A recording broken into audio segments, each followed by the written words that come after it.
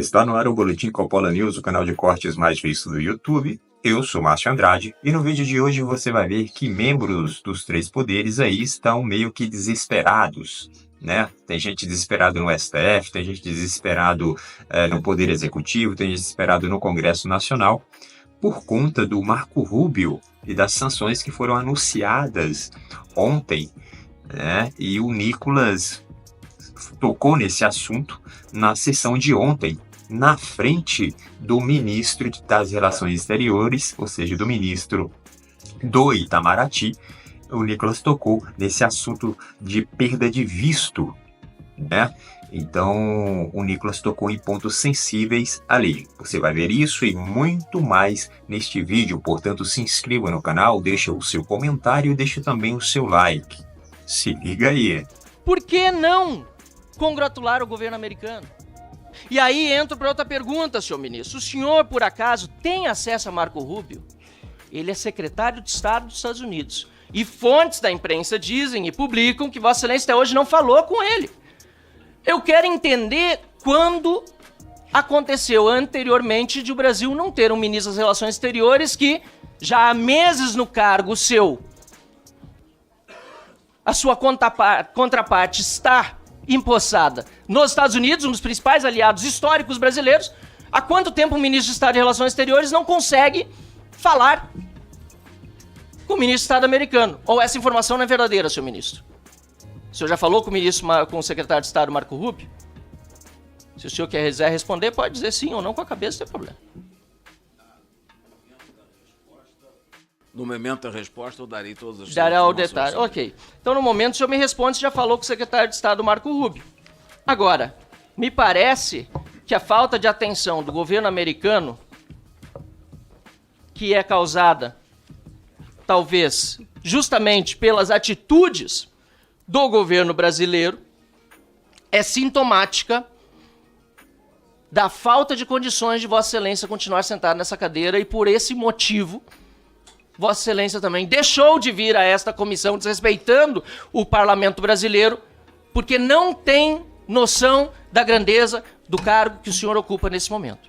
Pois ele deveria ser utilizado para respeitar a tradição diplomática brasileira de Rio Branco, de defesa dos direitos humanos, de defesa da solução pacífica de controvérsias, e não da defesa de ditaduras, e não da cumplicidade com o regime autoritário que se está hoje implementando no nosso país.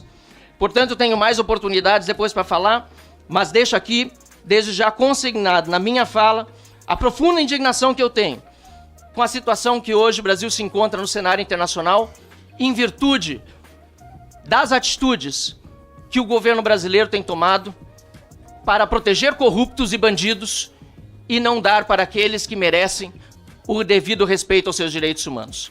Antes de mais nada, eu quero deixar registrado aqui que é impossível extrair a verdade dos ministros do Lula que vêm até essa casa, porque as nossas instituições elas estão viciadas.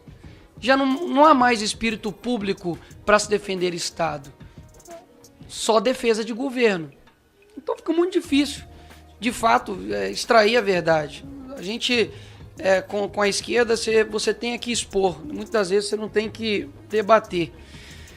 Antes de mais nada, deixar uma posição de que, não somente minha, mas acredito que de muita gente, que foi vergonhosa, desrespeitosa, quando o Itamaraty, sob sugestão, ministro, se referiu ao assassinato de Hanani Glazer, que é um brasileiro, como falecimento de cidadão brasileiro em Israel. Não aconteceu um falecimento. Se eu sou os familiares de Hanani, eu confesso que eu ia ficar revoltado de um país tratar suas vítimas dessa forma, principalmente pelas mãos de terroristas. Além do mais, antes de fazer as minhas perguntas, são bem objetivas, basicamente é só sim ou não, de que eu ouvi aqui alguns deputados do PT dizendo a respeito, por exemplo, da suspensão, né, dos vistos de estudante pelos Estados Unidos, de que isso seria uma medida, enfim, praticamente totalitária. Mas, na verdade, o que eles estão fazendo é só uma suspensão para poder analisar a rede social dos estudantes que querem aplicar, né, o visto nos Estados Unidos. Ou seja, o cara aqui na sua rede social, né, um comunistinha de meia tigela, fica falando mal dos Estados Unidos, do Trump, como por exemplo o deputado aqui, né, Janones, que quase praticamente que negou o atentado que aconteceu com o Trump e daqui a pouco está querendo estudar nos Estados Unidos, né? Não, sua rede social vai ser avaliada, talvez você não tenha visto para poder estudar nos Estados Unidos.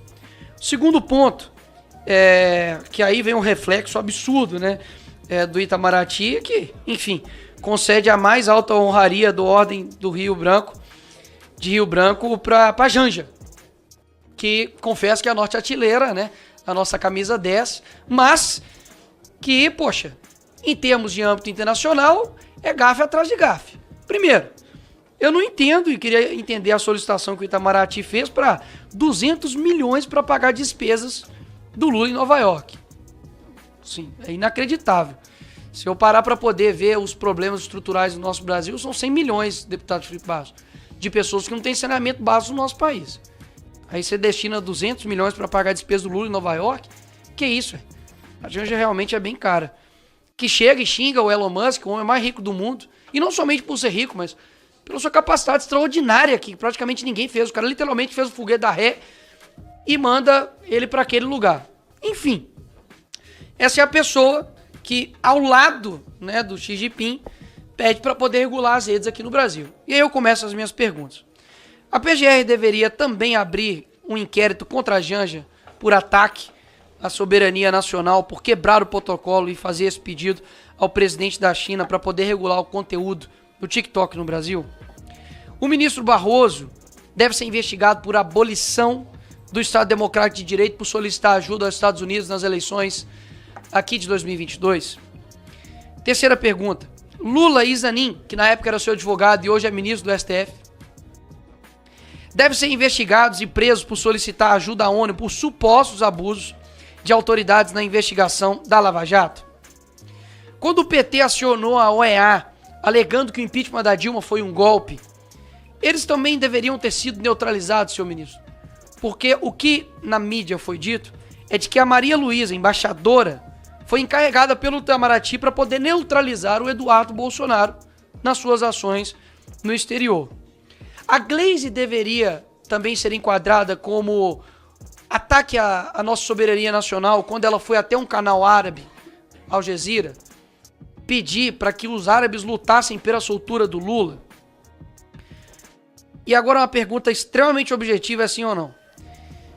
O senhor concorda com a frase do seu chefe, Lula, de que após, se caso o Trump ganhasse, seria nazismo com outra cara? Porque ele ganhou. Então quer dizer que agora o Lula, ele considera o Trump como um nazista com outra cara, um nazismo com outra cara?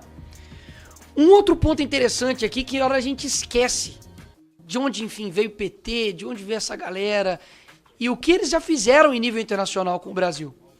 Em 96, Raul Reis participou do Foro de São Paulo. Sabe quem era Raul Reis?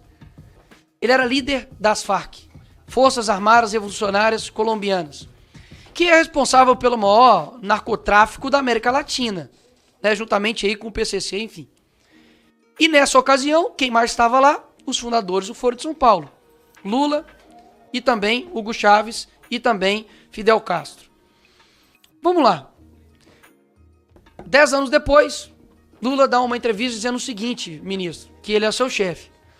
Falou assim: depois de anos da fundação do Foro de São Paulo, todos os países da América Latina tinham presidentes de esquerda. Ou seja, o Foro de São Paulo, que é uma organização extraterritorial do nosso país, fora, interferiu claramente nas eleições do nosso país. Até mesmo porque depois disso, todos os nossos presidentes, a não ser Jair Bolsonaro, foram presidentes de esquerda. Ou seja, é inacreditável como isso simplesmente esquece e foge das nossas mentes. E eu me recordo que durante a faculdade, inclusive, falava sobre o Foro de São Paulo, denunciávamos isso e éramos tratados como loucos. Se os senhores tiverem um mínimo de curiosidade, não é simplesmente um encontro de amigos que vão lá e falam sobre política externa. Não, há atas, há metas e as metas são cumpridas. Ou seja, de fato, é inacreditável como o atual governo ignora não somente o seu passado, mas também tem ignorado o presente e tem deixado os interesses brasileiros de lado. O governo brasileiro recusa a sugestão, talvez, né, de considerar a PCC e Comando Vermelho como organizações terroristas. Ou seja, se o Hamas, Al-Qaeda ou outros, enfim, terroristas de fato, muitas das vezes há um receio em chamar os de terroristas pelo atual governo, mas outras pessoas, como pessoas que invadiram aqui, enfim, no dia 8, são consideradas terroristas, para mim há uma falsa virtude nisso. Porque, poxa, eu não consegui condenar o Hamas, mas eu consegui prontamente falar que uma pessoa que adentrou aqui os prédios públicos é um terrorista. Para mim isso de fato é uma indignação completamente seletiva, principalmente com os seus, né, com o povo brasileiro. Então, quero deixar, enfim, tudo isso aqui registrado, que me lamenta muito assim, o caminho que a gente toma, porque, afinal de contas, são instituições que deveriam prezar pelo bem público, pelo bem dos brasileiros, e o que eu menos escuto aqui nessa casa é Brasil. É o que eu menos escuto. Há uma defesa de governo, há uma defesa do presidente, há uma defesa até da Janja, inacreditável. Há uma defesa, enfim, a tudo. A AGU defende o STF defende deputados de esquerda judicializam tudo e jogam tudo para o STF quando lhes convém, e nada de se resolver de fato o problema do nosso país. Porque me parece que sempre, pastor Marco Feliciano, quando o ministro vem aqui nessa casa, tá tudo bem, pô. Parece que eu vivo na Suíça, sargento Paulo. Se pegar todas as falas dos ministros do Lula aqui nessa casa, parece que nós estamos na Dinamarca. Porque, afinal de contas, não tem nada de errado. Então, parece que eu tenho que dar parabéns pra vocês. Então, parabéns. Tá tudo bem, não tem nada que ser resolvido. O Brasil tá caminhando, a economia tá ótima, nossa cultura tá bem, violência tá excelente, a nossa imagem no exterior também tá excelente. Meus parabéns pelo grande trabalho que vocês estão fazendo. Espero que vocês nunca mais voltem ao governo desse país. Obrigado, presidente. Obrigado, deputado Nicolas. Deputado Lindbergh. Olha, uma coisa é certa, se o Eduardo Bolsonaro estivesse aqui no Brasil, muito provavelmente ele estaria de mãos atadas, ele não estaria fazendo o que ele está fazendo lá nos Estados Unidos. Por isso que ele foi para os Estados Unidos, foi uma saída do Brasil estratégica, e aí foi justamente para os Estados Unidos. Primeiro, porque ele precisava ter liberdade para poder fazer e para poder falar, né, o que ele queria falar. Nem como parlamentar ele tinha liberdade para poder falar aqui. Já uma das funções do parlamentar é falar, isso é garantido na Constituição. Pois bem, aqui ele não tinha esse direito de falar, assim como os brasileiros, no geral, têm que ficar medindo as palavras para poder falar aqui no Brasil nos tempos de hoje. Pois bem, Eduardo Bolsonaro se retirou do Brasil, pediu licença como parlamentar e foi para os Estados Unidos.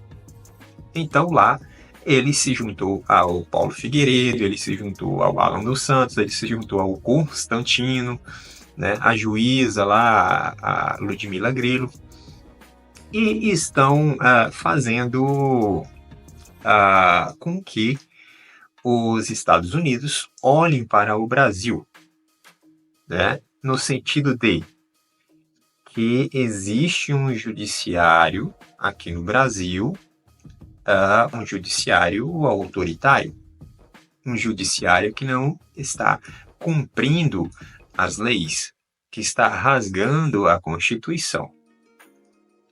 Então, como o Eduardo Bolsonaro tem esse contato lá nos Estados Unidos, não só com os brasileiros que já estão lá, né, mas também ele tem um contato direto, ele é amigo do filho do Trump, que é o presidente dos Estados Unidos.